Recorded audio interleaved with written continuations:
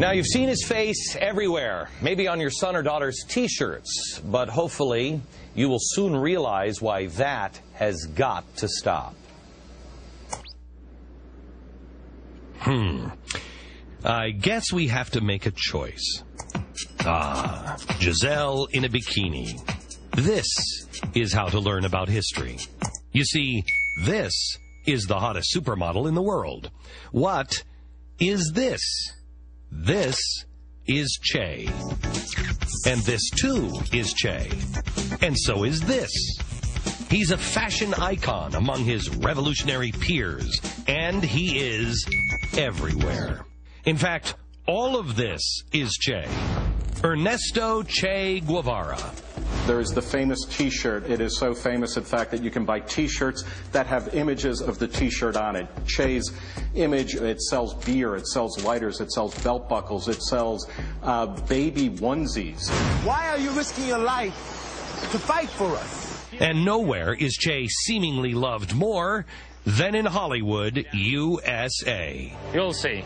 When Fidel's running things, everybody will read and have food on the table. But is that who Che really was?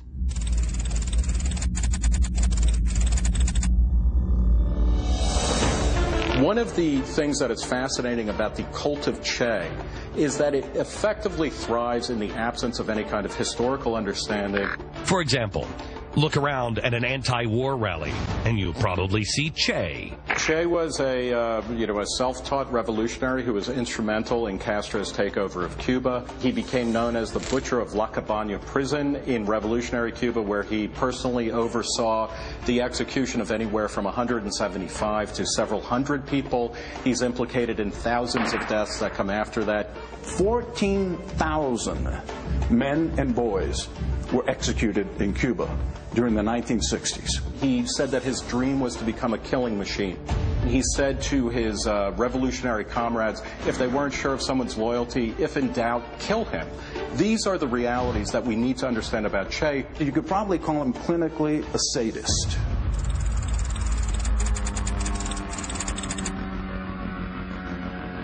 When you read his diaries, he goes into particular detail about when he himself shoots people in the head.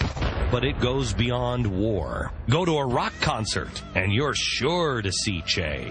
This is a man who tried to ban free expression, particularly musical expression such as rock music and jazz music, because he thought it was imperialist. He was the Caribbean equivalent of the Taliban. He enforced a single moralistic viewpoint, and if you didn't agree with him, you would be killed. One of my favorite is Carlos Santana.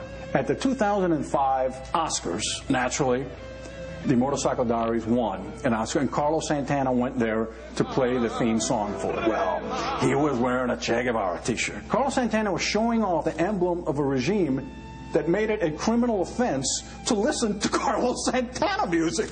But surely Che was a progressive and uniting force on race, right? He says, the Negro is lazy and indolent and spends all of his money on frivolities and booze, whereas the European is intelligent and forward-looking. This is from his own diaries, yet we've got Jesse Jackson down there.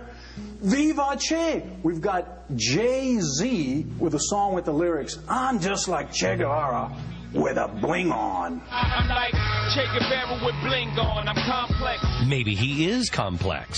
Either that or this guy doesn't know that this guy would have thought that this guy was nothing but a frivolous, lazy drunk just because of the color of his skin.